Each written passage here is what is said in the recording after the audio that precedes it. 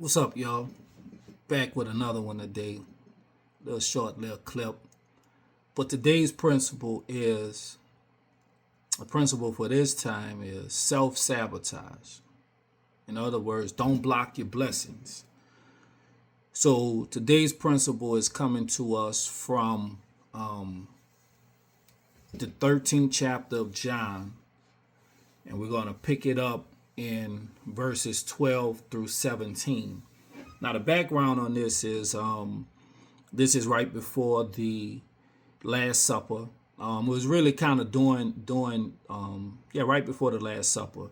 So right before they eat, it's kind of during the same time as the Last Supper, and so Jesus is about to wash the disciples' feet. So that's the part of the story that we are looking at today, and that's the part of the story in John 13 that our principle of self-sabotage, don't block your blessings, is coming to us today.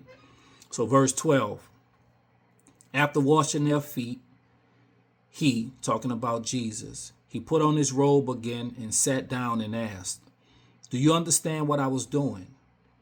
You call me teacher and Lord, and you are right, because that's what I am.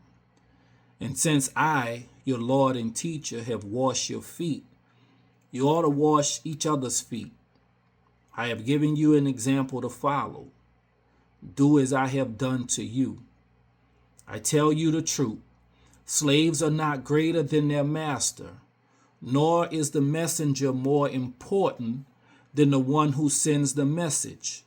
Now that you know these things, God will bless you for doing them."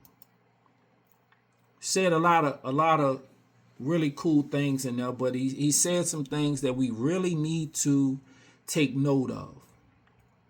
I have given you an example to follow. So we can't say we don't know as Christians, or even the world. We can't say, but this is written specifically to Christians.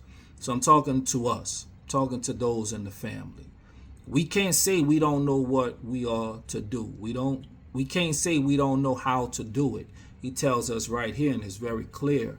I have given you an example to follow. Now, he's not just talking about washing each other's feet, but he's talking about his life as a whole. He is our example. He is the cornerstone. He is the one that we should be building our life around and on. So do as I have done to you.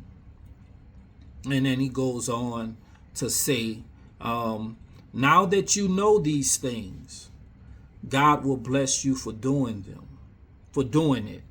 So we see here, and I'm going to do another video.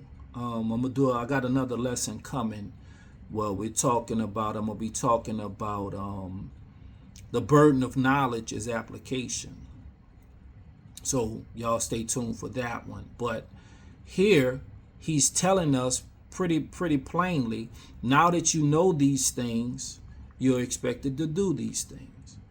But in verse 17, he said, now that you know these things, God will bless you for doing them. So one of the principles that we hold on to is that the blessings of God result from obedience. They do not result from simply knowing what he wants you to do.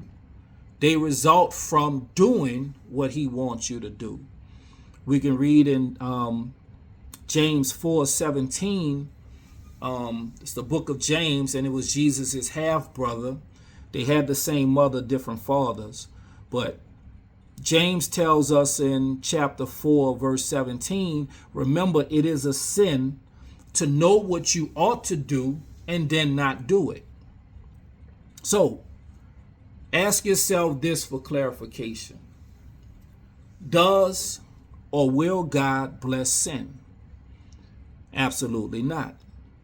Now, sin is anything that goes against God.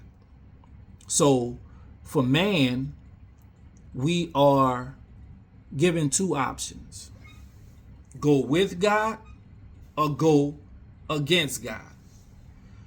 And if we know he will not bless sin or anything or anyone who goes against him, The only other result, the only other result we should expect is the blessing of anything and anyone who goes with or get in line with him. Right? So we have to decide for ourselves today to stop the self-sabotage and do that which will result in our blessings by walking with the Lord, walking in accordance to what it is that he has told us to do. Cool? Capiche? You understand? Hopefully you do. If not, keep walking with me, y'all. We gonna get there. Peace.